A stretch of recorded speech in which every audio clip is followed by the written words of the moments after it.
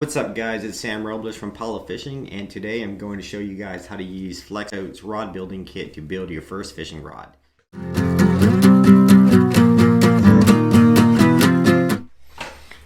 Alright, so this is what you get in your kit. So let's see here what we've got here. We've got our 2-part epoxy. This is what we'll need for gluing on our reel seats and our butts and our grips.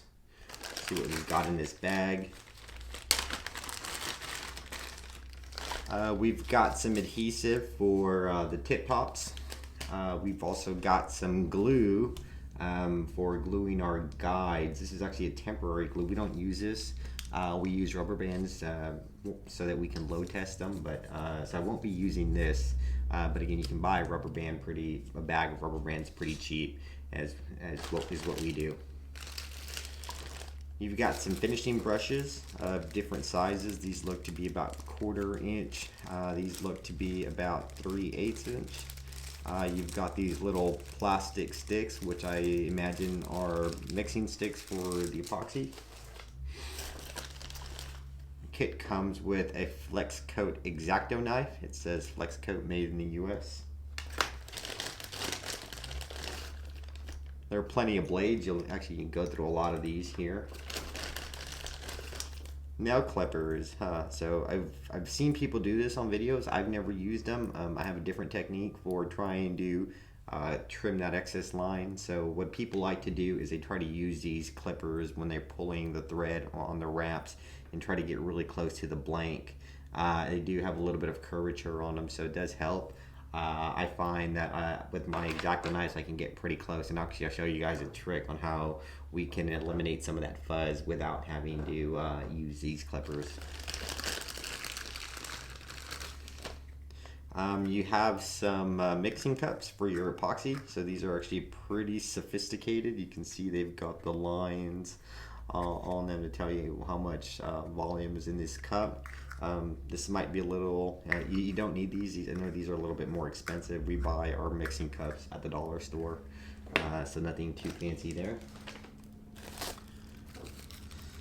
Next thing you'll have in your kit is the actual, you got a high build resin or epoxy. This is your rod finishing, so this is what you put actually over your threads and what cures it. So we'll put several coats of this on after we get our guides on. The next thing you'll get, excuse the noise, it sounds like there's a dumpster or a bulldozer outside somewhere. I can hear it, so I'm sure you guys can probably hear it through that microphone as well. The next thing you have is it's like a piece of wired sandpaper, and I believe this is to build your own reaming tools. So basically you take a dowel and you wrap it around and glue it on to your dowel, and then you'll ream it out. I don't think I'll use this either, just because I have reamers, and so if you want to build rods, I definitely suggest investing in a reamer kit, or maybe Flexcoat should include a reamer in their kit. The next thing you'll get is your turning motor, your drawing motor. So this is a 6 RPM drawing motor. That's basically what we run off our bigger dryers here, so it looks like it's the same dryer that comes in that kit. You have your base for your drawing motor, so you'll mount this on, screw this up here. It does have some rails on the bottom, so I'd imagine that's going to be to use some kind of guiding tool to help you keep things aligned. As you have different tools, you'll basically use a piece of wood or a dowel that extends across, and you'll use these grooves on the bottom to keep everything lined up. And then we've got this box. I'll just go ahead and open this box here really quick. This is our hand wrapper. So I like using a hand wrapper. I like making sure, I like feeling the tension. It does take more time to do this versus using a power wrapper. But yeah, it's still very effective. And so in your kit, you'll get several of these little stand supports. So you get 1, 2, 3. You'll get another plate for your rod support. A DVD video on how to use how we do it. Maybe not so much anymore. I don't think I have a DVD player anymore, so probably something that we just probably watch some YouTube videos on. And I know FlexCode actually has a series of videos out there and showing how they do each step. So it's definitely all this content is free, readily available. Some instructions on how to put this kit together. And you've got your tensioners for your thread. So these are similar to the ones we have on our power wrapper. You basically put your line in between these two plates, and you use this spring here to apply tension on your power wrapper. So some of you might have some of you might have started or seen the old CRB ones that have like a fishing tip top on there. I don't like them. They break and then you have to replace them. So we don't use them. We actually have some over there, a CRB kit, but we replaced it with a metal band, and so that has some elasticity to it. So it really helps us keep the tension on there. So we do like this part of it. So, and you get the FlexCode sticker to put on your Yeti or your cooler or whatever. The actual mounting base.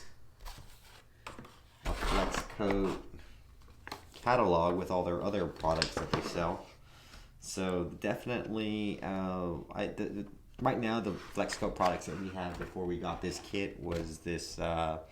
This actually, I don't even know what it's called. It's a finishing tool, and it basically is what we use this for putting on the clear epoxy, and then we've got our rod dryers that are FlexCode. So this is actually the third FlexCode kit, if you will, that we buy.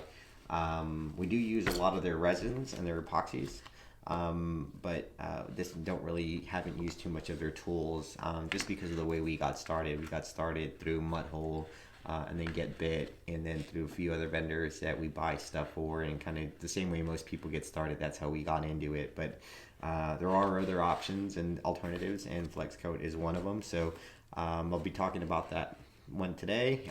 In the future, I may just talk about some of the CRB ones as well as the American Tackle or Get Bit kits as well.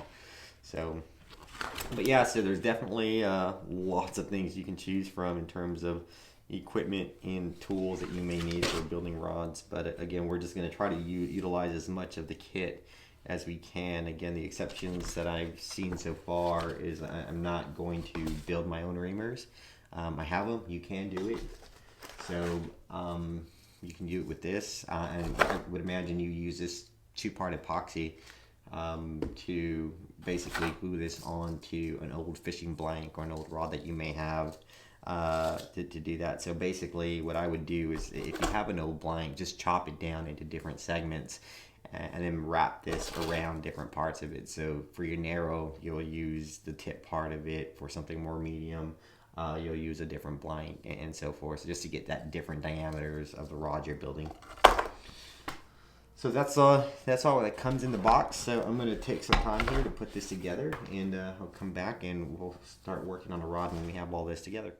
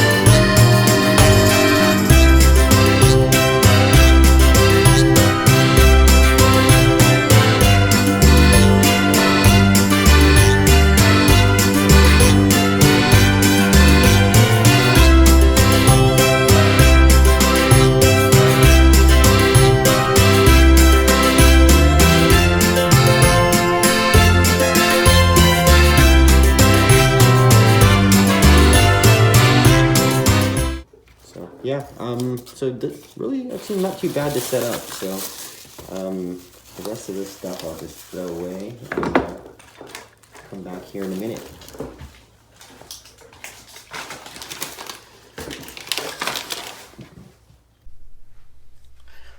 Alright guys, so I've got this rod here. I'm going to put a wrap it using this purple wrap, using this Flex Coat starter kit. So the first thing I want to do is I want to line this up so that my rod tips are up. I'm just kind of making sure that everything's generally aligned. I'm still going to come back and align things at the end, but just want to make sure I'm in the ballpark right now. And not only I want to make sure that I'm lined up straight, but I'm also perpendicular so that you don't have a twist on that guide. So all right, the next thing we'll do is we'll want this thing to be a little bit further back so that this little alignment tool is behind where we're actually trying to wrap. So I try to keep somewhere between a 15 to 30 degree angle on that as I'm wrapping. So just wrap it once, twice, and let's start wrapping. Let's start this wrapping.